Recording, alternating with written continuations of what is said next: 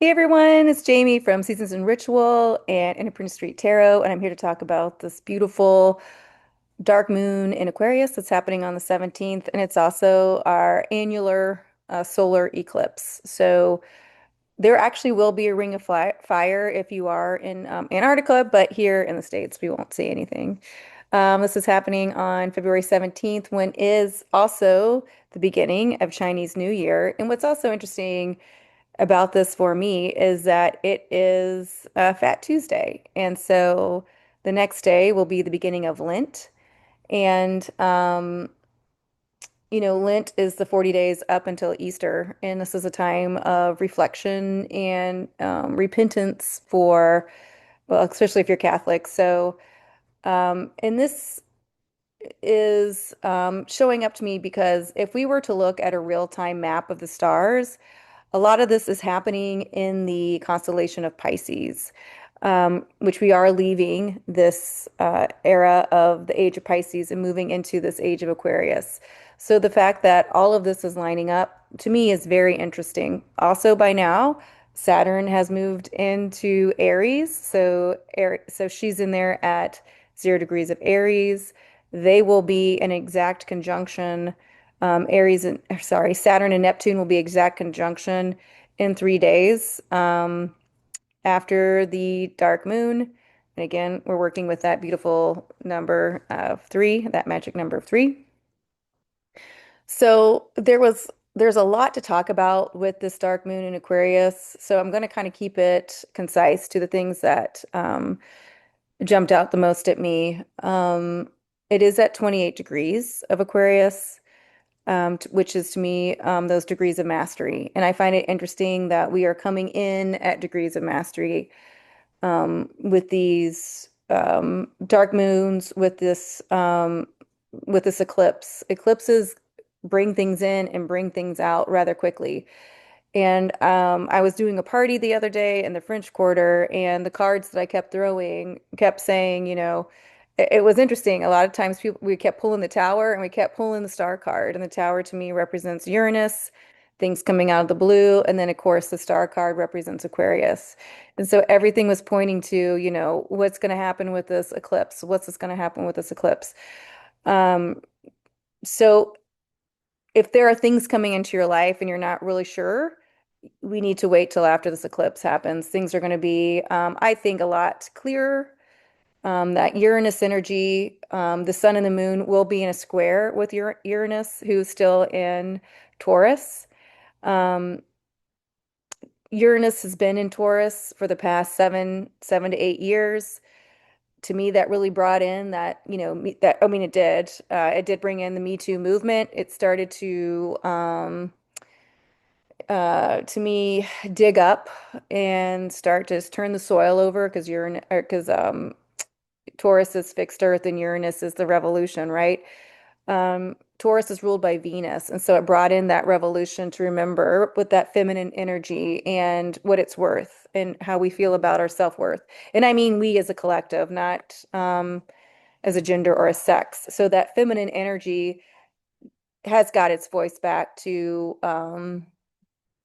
what its self-worth is, and Uranus ruling Aquarius, and Aquarius being that energy of the individual, that feminine power, that feminine energy being to saying what it's worth, not having someone else tell it what it's worth. So we've moved out of that. We're going to keep moving out of that.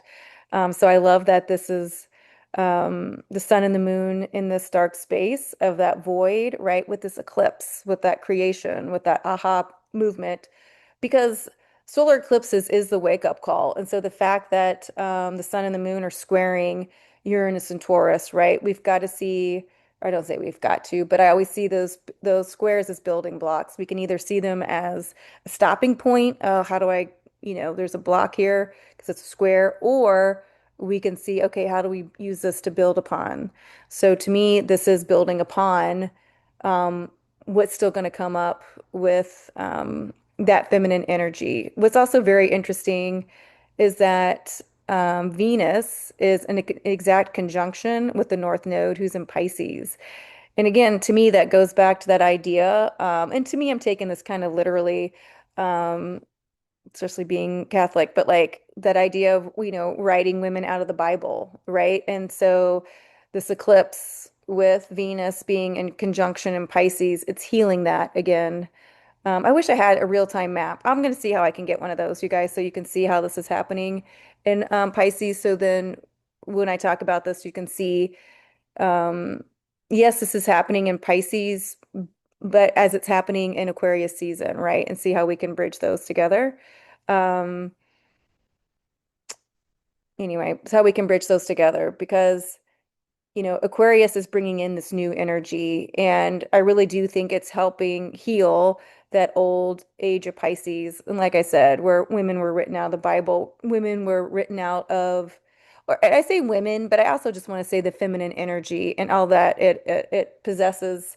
Again, it doesn't matter what gender we are. We all have feminine energy and masculine energy. So I want to make that clear. But the feminine energy was written out. The feminine energy was, you know, moved to this, moved to lore, witchcraft, hysterics, all that kind of stuff. And I feel like this eclipse is helping heal that again. Because what's also interesting to me is that Mars is in exact conjunction with Vesta.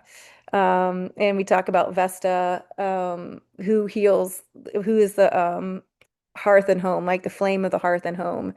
And that Vesta energy is fire, and Mars is fire. And they're both at 19 degrees of Aquarius.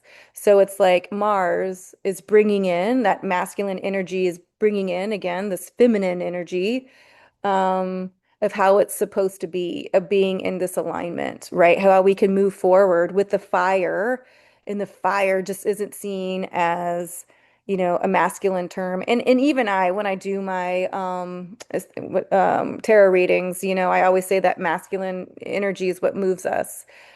But again, with that Venus conjunct the North Node, when that lunar North Node is what we're moving towards as a collective, in Pisces. So healing that, um, and in that story of Pisces, healing that feminine energy and how it was treated in that age of Pisces. And then here in this age of Aquarius, Vesta and Mars are meeting up at 19 degrees of Aquarius. And 19 degrees is not quite in those points of mastery yet, right? But it's a more mature area of the sign, um, than let's say like those younger degrees. And so there they are meeting up, um, to come into this moving forward, remembering that they are equals, right? That movement is movement. And how we can have movement in the hearth, in the home, instead of thinking that, Mars was just um, that warrior that was on their own and on their own spiritual journey, or not spiritual journey, but just like that hero's journey, right, by itself, trying to figure things out. Um, but being there with Vesta, it's saying, it can warm the home. Like that's also part of the journey. It's not necessarily being outside of oneself, right? Um, but working together, especially now as we move into this age of Aquarius. Black Moon Lilith, she is in a trine with Mercury, who's in Pisces, and with Jupiter, who's in Cancer. And Black Moon Lilith, again, is that energy of that divine, feminine energy that knew its self-worth, right? And so she's trining. So we're able to talk about this because she's trining Mercury, who's in Pisces, right? So again, starting this new conversation with Pisces, with this energy of alignment in the masculine and feminine. And then again, Jupiter in Cancer, who's exalted again in Cancer. Jupiter loves being in Cancer. Um, Jupiter would sit with Juno, right? So again, to me, it's this whole thing of alignment between our masculine and feminine energies and how we get to show up, with new ideas, right? Talking about how we feel about ourselves differently, right? That square in um, Taurus, right? If you haven't been able to push through that, I think it's really gonna be in your face, like where are you now? Are you noticing what's going on, especially like around the world, right? In the earth, within ourselves. And there's a lot of beautiful energy here to support us moving forward, in a loving manner. And again, it is up to us to notice this and to ask for this, right? I would like to move forward with support. I would like to move forward with seeing how things are being nurtured, with things, how things are, what needs to be healed, right? I think we see this, that Walk for Peace just ended, and so many people came out, right, to watch these monks that just stood for peace. And it was so healing. And we're not going to move away from that, right? We can keep moving towards that as long as you want to accept that path forward, right? All these things are healing. That masculine and feminine energy is healing. The sun and the moon, right? Our masculine and feminine are together at the start time of the void. So, I like working with wild magic. When those eclipses come in, I see them as wild magic. You can't control them. You have to respect them, right? But it is time to take that time to set that intention with yourself. Okay, how are we going to move forward? How can we do this? Um, the other thing that I want to touch on really quickly, or actually a few more things. Aquarius, again, is about the individual. And so I don't find it that odd that how things are lining up, with the planets. And that age of Pisces, which was that mutable water, was real sloshy, right? And it was real, I can see how Facebook and all these things, we were in everybody's business and it was a real messy, And then now we are here into this age of Aquarius. Aquarius is fixed energy. Aquarius is about the individual being okay with being the individual and working as a collective. So I can see how, we are decentering certain kind of relationships, right? I can see why now people are, tired of social media. I can see why people do want more boundaries. We have to remember Saturn, right, who just moved into Aries, was Aquarius's ancient ruler. Okay. And so Aquarius's ancient ruler is moving into that I am presence, right? That individualism, but not the individualism of being on the your own. It's that individualism of knowing who you are and how you can work as a group, how you can see how this works together, and how it doesn't, but being okay to speak up for yourself, um, being okay to speak up for others who might be disenfranchised, that's Aquarius. Um, Being able to just again have that boundary. Saturn's about boundaries and getting out of this squishiness of illusion, and delusion of that lower age of Pisces. If we can work with this higher energy of that age of Pisces, which is turning things over, letting things go, knowing when one thing ends, another thing begins, working with that energy, things are going to move much quicker. We're not going to be stuck in that illusion or that delusion. We're going to say like, no, this is who I am now. This is how I feel about it. Because again, when we work with the tarot, I guess I'm saying the royal we, when we work with the tarot, that king and queen, right, of swords, that's a mature energy, but they always have butterflies. They're surrounded by butterflies. Behind the king is that butterfly on his throne, and the queen, she wears a crown of butterflies. And that butterfly to me is that idea of, the chrysalis changing, right? You could say that too about Pisces, starting as one energy and becoming another energy. But the way that I also read that with air signs is the more you learn, the more you're going to change your mind, the more things will change. And so we're at this time now where we are learning things, so our perspective is changing, right? The way we speak about things is changing. The way we think about things is changing.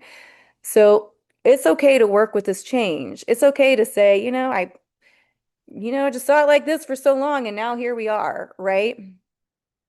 That can be hard. I'm not going to deny that. Um, but also it can be a relief, right? It can move us forward. the shock and awe of the eclipse to move things out and bring things in. The last thing I'm going to say about this eclipse is that if you guys go and look over at Heather Insworth's channel, she's an astrologer. She is actually one of my mentors. And it was great finding out about her because we have a lot of the same, we speak about the planets the same, and which was really a beautiful thing for me to find because she wasn't all doom and gloom, like I always say about astrology, everyone's doomed. But she brought up the her astrological that has a bunch of asteroids and planets on her wheel. And when I was sitting there looking at it, what I noticed was that there was nothing in the 10th house. And I say this knowing if you were to put your birth chart up on this, you might have a planet in your 10th house, right? But for this eclipse, um, there is no transiting planets in the 10th house. And the 10th house rules like our public self, like our career, how we see ourselves, how we show up. And to me, that was so interesting that it's blank because it's allowing us to rewrite that, right? It's giving us a chance to show up differently. It's giving us a chance to show up the way we want to show up. If we felt like, I can't show up like this because of X, Y, and Z. And it's like this eclipse is eclipsing all that out and really telling us, no, we're in this new time. We are in this new age of Aquarius. It's okay to show up how you want to show up, right? It's okay to show up differently. And we have to remember we are a planet of free will. So of course, when I think about this, I'm like, oh, good, people are going to show up in a beautiful way, right? But it not necessarily, right? People, that 10th house being open is going to allow people to show up how they want to show up. So just be aware of that, right? Be aware of that. I'm hoping, I'm an optimist. I'm an Aquarius, that it is allowing us to show up more aligned, show up more authentically, rethink about our values, rethink what we hold, in a high sense, like maybe we thought, the grind and making all this money and blah blah blah was what is that, but maybe that's changing. Maybe we're thinking it's more important to be balanced, right? It's okay to make X amount of dollars as long as, the environment's healthy, we're all healthy, like people are happy. um you know I think about that, maybe someone will think about that now, so just um be aware of that though. I thought that was so interesting that the 10th house is is open, it's void. So um let's let this, eclipse, let's just ask this eclipse to, bring in what we need in order to make our lives easier and happier and to eclipse out what no longer serves us. Okay, friends. It's Mardi Gras. It's bananas in these streets. I've got friends visiting. We're going to go back out and celebrate up until Fat Tuesday. Again, I think it's so interesting. All this is happening and being healed in that constellation of Pisces. And when we hit Fat Tuesday, also, that is the beginning of Pisces season when we go into that 40 days of reflection, if you will.